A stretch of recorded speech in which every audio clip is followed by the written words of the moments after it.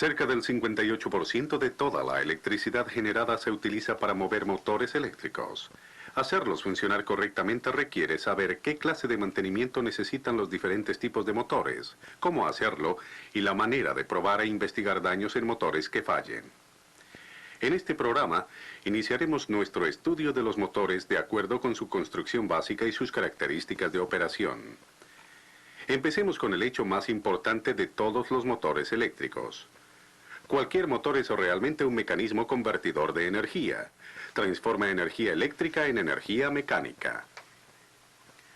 La corriente eléctrica hace girar el eje del motor y el eje impulsa una carga mecánica y realiza el trabajo. Pero también existen diferencias entre motores. Una de las más importantes es que los motores vienen a distintos caballos de fuerza. A mayor cantidad de caballos especificados en la placa del motor, más poderoso será. Para entender el significado de potencia nominal de caballaje, primero tenemos que comprender otras cosas: torsión y trabajo. La carga impulsada por un motor puede rotar tal como un aspa de ventilador o un impulsor de bomba al mover aire o fluidos. O la carga puede moverse en línea recta como una correa transportadora o como el mecanismo que mueve la cabeza cortante en una fresadora. Pero como quiera que es movida la carga, el eje de un motor rota. La fuerza que ejerce es siempre una fuerza giratoria llamada torsión. Una fuerza en línea recta o un jalón o empujón ordinarios pueden medirse en libras o newtons. Pero torsión se mide de modo diferente. Tomemos el caso de un motor que acciona un winche. Para izar este peso de 50 libras, el winche deberá alar con una fuerza en línea recta de 50 libras. Pero ¿cuánta torsión tendrá que producir el motor? Eso depende del radio del tambor del winche. La torsión que produce un motor se mide multiplicando la cantidad de fuerza que realizará por la distancia entre el centro del eje y el punto donde se aplica la fuerza. En este caso, el borde del winche. Si el tambor del winche es de 3 pies de diámetro, su radio es de 1.5 pies. Por tanto, el motor deberá ejecutar 75 libras-pie de torsión para levantar el peso. ¿Qué sucede si se aumenta la carga a 100 libras? Un motor siempre responderá a un cambio en la carga produciendo la cantidad de torsión demandada. El motor entonces tendrá que realizar 150 libras-pie de torsión. Si las demandas de torsión están dentro de sus capacidades, moverá la carga. Ahora observemos la carga que un motor está impulsando. Un motor realiza trabajo cuando aplica fuerza para mover algo a través de una distancia. Así es como se define trabajo mecánico: la fuerza en libras, newtons u otra unidad, por la distancia en pies, pulgadas o metros que la fuerza mueve algo. Si un motor realiza torsión de manera que jala con 50 libras, y este jalón mueve la carga 10 pies, el motor ha hecho 10 por 50 o 500 libras-pie de trabajo. Si usted espera hasta que la carga se haya movido 20 pies, el motor habrá hecho 1000 libras-pie de trabajo. Tenga cuidado de no confundir torsión y trabajo. Torsión es una fuerza giratoria que produce una cierta fuerza de empuje o de arrastre a una cierta distancia del centro del eje del motor. Trabajo es la fuerza por la distancia que una fuerza dada mueve algo. Ahora, cuando usted observa la placa de un motor, no verá nada acerca del trabajo que puede realizar o de la torsión que ejerce. Pero sí verá la potencia nominal de caballaje o HP. Potencia es el promedio de hacer un trabajo o cuán rápido se ejecuta. Cualquier motor, no importa cuán pequeño sea, realizará una cantidad de trabajo. Pero mientras más poderoso es, más rápido lo hará. Para producir un caballo de fuerza, un motor debe ejecutar 550 libras-pie de trabajo en un segundo o 33.000 libras-pie de trabajo por minuto. Potencia está relacionada con ambas, la velocidad del eje y la torsión. A mayor torsión que realice un motor, mayor la carga que moverá. Mientras más rápido gire el eje, más rápido se moverá una carga en particular.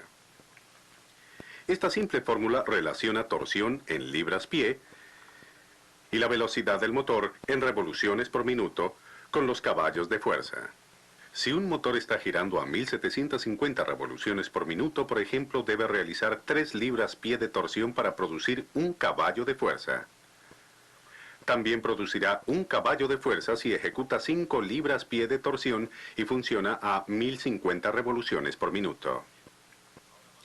Bien, ahora vamos a mirar dentro de un motor y ver cómo produce torsión y caballos de fuerza.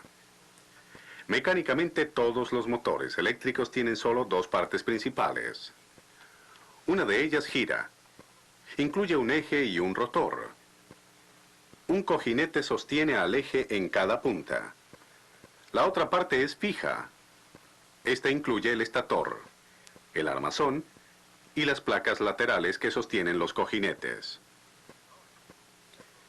Ahora bien, tanto el rotor como el estator son esencialmente imanes. Y esa es realmente la clave de cómo trabaja un motor.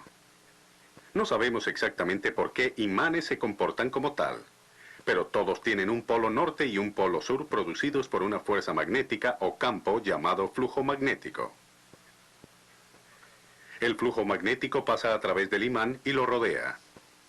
Cuando usted coloca 2 imanes de manera que sus polos norte y sus polos sur estén juntos, el flujo magnético de los imanes produce una fuerza de repulsión. Los polos semejantes se repelen. Pero cuando usted coloca 2 polos diferentes, uno norte y otro sur, juntos, ocurre el efecto opuesto.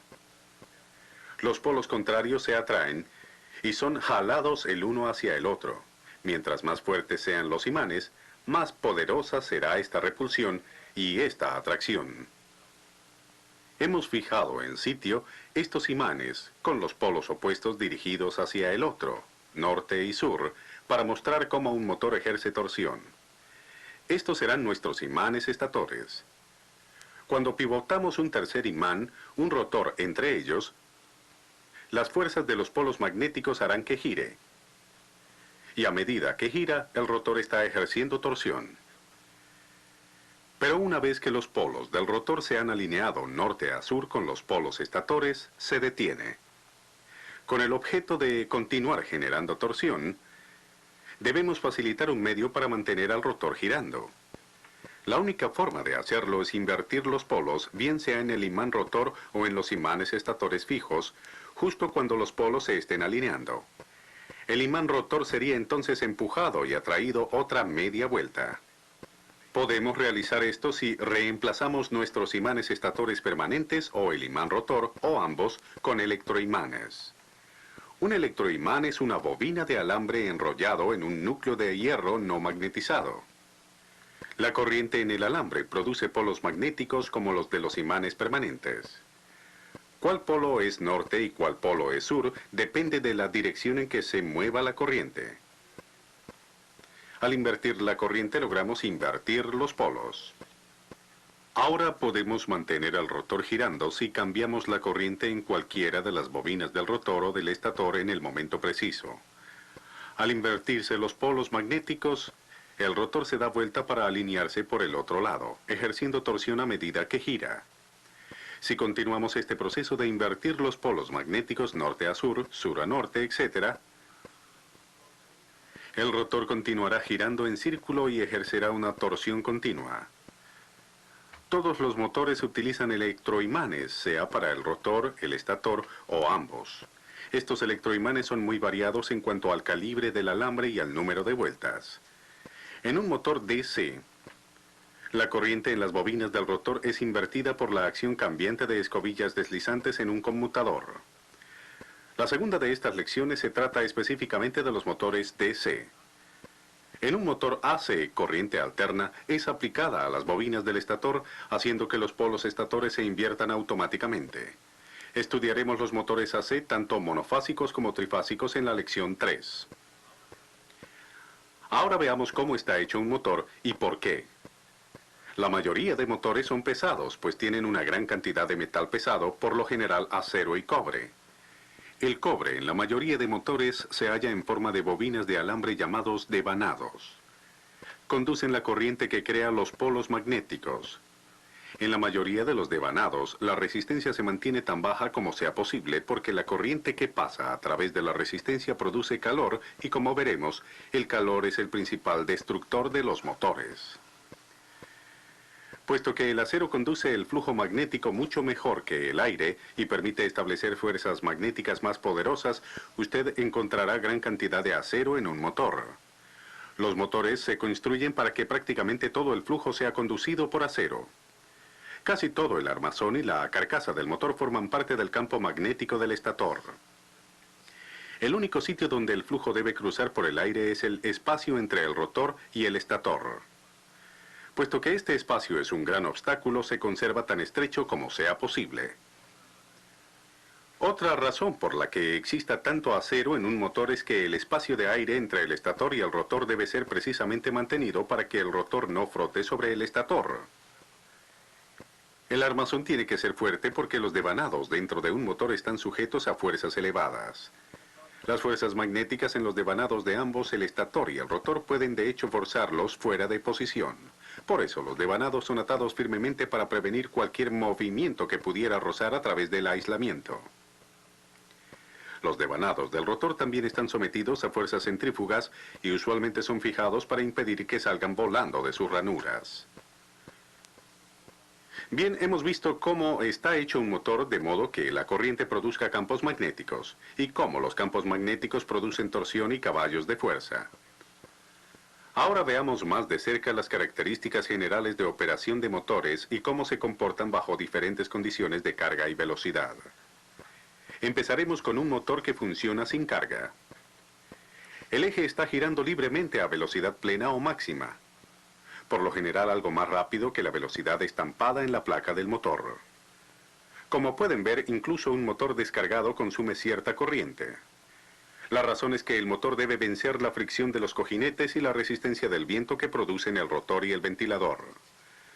Ahora, la mayoría de motores irán más despacio cuando se les aplica una carga. Mientras mayor sea la carga, menor será la velocidad y mayores serán